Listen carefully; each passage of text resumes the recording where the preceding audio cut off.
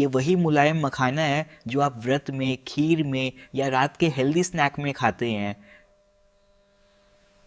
लेकिन यकीन मानिए, इस छोटे से दाने के पीछे छुपा है बेहद गर्म, मेहनती और तकनीकी सफर। जो मखाना आपकी प्लेट तक पहुंचता है उसकी शुरुआत होती है दूर कहीं ऐसे तालाबों से जहां कमल के बीज निकाले जाते हैं और फिर इन्हीं काले सख्त बीजों को ऐसी फैक्ट्रियों में बदला जाता है सफेद, हल्के और करारे मखानों में। आज हम आपको दिखाएंगे इस धमाके वाले पल से लेकर चमकते पैकेट तक मखाने की पूरी सच्ची कहानी। आज की इस फैक्ट्री टूर में हम देखेंगे कि बड़े पैमाने पर मखाना कैसे तैयार होता है। यहाँ हर रोज कई टन कच्चे बीज आते हैं और दिन के अंत तक लाखों मखाने तैयार हो चुके होते हैं। काले कीचड़ भरे सख्त बीज से लेकर आपके घर आने वाले साफ हल्के मखाने तक यह बदलाव आसान नहीं होता। 2. भट्ठी में रोस्टिंग और बीजों का फूटकर मखाना बनना। 3. पॉलिशिंग, साइज ग्रेडिंग और अगर फ्लेवर वाले मखाने हैं तो रोस्टिंग के साथ मसाला मिलाना।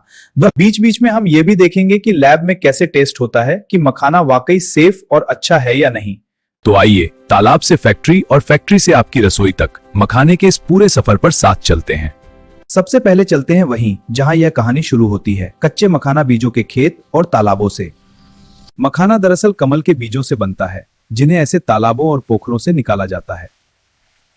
शुरुआत में ये बीज कीचड़, रेत और पानी से लथपथ होते हैं, बिल्कुल खाने लायक नहीं लगते। पहला लोकल प्रोसेस होता है धूप में सुखाना ताकि अंदर का नमी कम हो और बीज सख्त और स्टोरेज के लिए तैयार हो जाएं। सूखने के बाद इन बीजों को बोरों में भरकर फैक्ट्री या कलेक्शन सेंटर तक भेजा जाता है। बड़ी मखाना फैक्ट्रियों में रोज ऐसे कई ट्रक कच्चा माल लेकर पहुंचते हैं।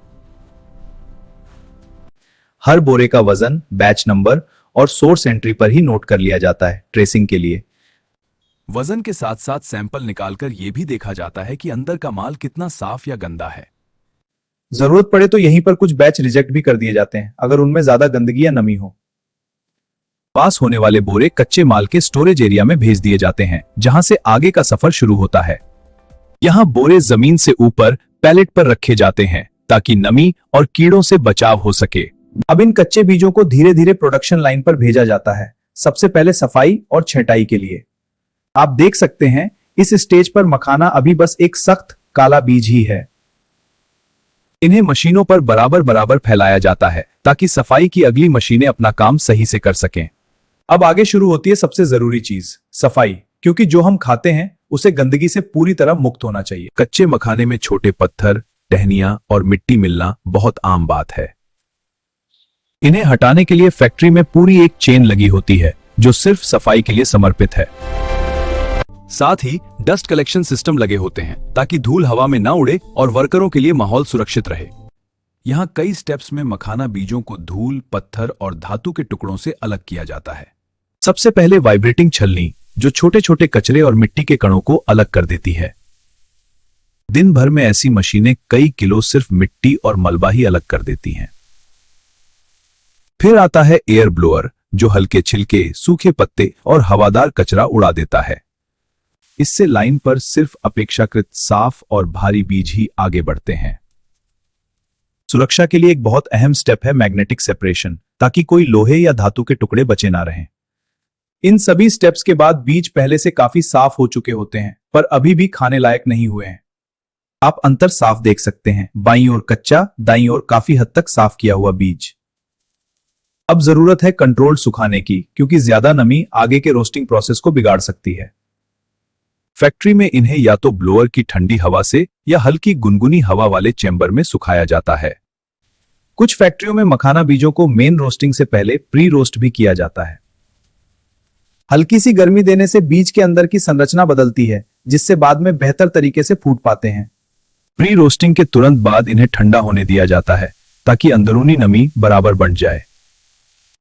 इस स्टेज पर बीज अंदर से काफी सख्त लेकिन आगे की हीटिंग के लिए तैयार हो चुके होते हैं। अब ये बैच टैग के साथ मुख्य रोस्टिंग सेक्शन की ओर भेजे जाते हैं जहां असली जादू होगा।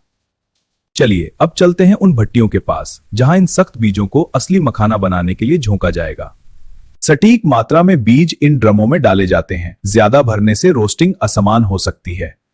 ड्रम निरंतर घूमते हैं ताकि हर बीज पर समान रूप से गर्मी पड़े। आज भी कई जगह मखाने को फोड़ने का काम मशीन और मानवीय ताकत दोनों के मिलकर होता है। इस एक ही चोट से अंदर का सफेद हिस्सा बाहर निकल आता है, जैसे पॉपकॉर्न फूट रहा हो। बाहर निकलते ही यह दाना दिखने में भी हल्का और फूला हुआ हो जाता है। यही हमारा मखाना है। हर बीज सही तरह से नहीं फूटता, कुछ अधूरे रह जाते हैं जिन्हें बाद में अलग किया जाएगा। जरा सा ज्यादा समय या ज्यादा तापमान और नतीजा होता है ऐसा जला हुआ बेकार दाना। फूटे हुए मखानों को कुछ समय के लिए फैलाकर रखा जाता है ताकि वह ठंडे हों और नमी स्थिर हो जाए।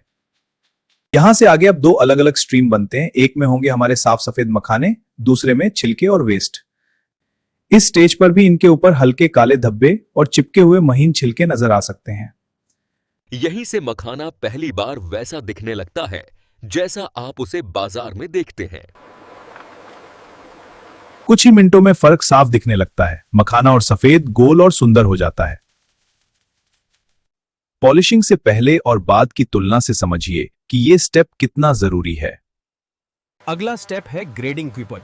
यही तय होता है कि कौन सा मखाना प्रीमियम है और कौन सा मीडियम या छोटा साइज। वाइब्रेशन और अलग अलग छेद वाली छलनियों से मखाने साइज के आधार पर खुद ब खुद अलग हो जाते हैं। आखिर में 3-4 अलग आउटलेट से अलग अलग साइज के मखाने निकाले जाते हैं। बड़े और गोल मखाने आमतौर पर प्रीमियम ग्रेड माने जाते हैं। इनकी कीमत भी ज्यादा होती है। छोटे या थोड़े अनइवन दाने भी बिल्कुल खाने लायक होते हैं। इन्हें अलग अलग पैक में भेजा जाता है। मशीन के बाद भी आखिरी नजर इंसानी आंख की ही होती है, जो किसी भी अजीब या दागदार दाने को चुनकर अलग करती है। ऐसे जिन पर काला बड़ा दाग हो या जो बहुत जले या कुचले हुए हों, उन्हें फाइनल प्रोडक्ट में नहीं रखा जाता। कुछ फैक्ट्रियों में हाईटेक कलर सॉर्टर कैमरा से हर दाने का रंग देखकर खराब दाने को हवा के झटके से बाहर फेंक देता है। सॉफ्टवेयर हर दाने का रंग और स्पॉट स्कैन करता है और तय करता है कि वो पास होगा या रिजेक्ट। अच्छे से अच्छे दानों को ग्रेडिंग के साथ अलग बिन में रखा जाता है ताकि पैकिंग के वक्त मिलावट न हो। अब तय होता है कि ये मखाना बिना नमक का रहेगा, हल्का भुना जाएगा या मसालेदार फ्लेवर में बदला जाएगा। प्लेन मखाना और फ्लेवर्ड मखाने के लिए अलग अलग लाइनें बनाई जाती हैं। अब चलते हैं उस सेक्शन की ओर जहां इन मखानों को हल्का भूनकर या मसाले में लपेटकर और भी स्वादिष्ट बनाया जाता है। यहाँ अलग अलग फ्लेवर के लिए अपने अपने मसाला मिक्स पहले से तैयार रखे जाते हैं। कई ब्रांड्स प्लेन रोस्टेड मखाना बनाने के लिए बस थोड़े से तेल या घी में इन्हें हल्का भूनते हैं। गरम पैन में डालकर मखानों को लगातार हिलाया जाता है ताकि वो एक तरफ से न जलें और समान रूप से क्रिस्प हो जाएं।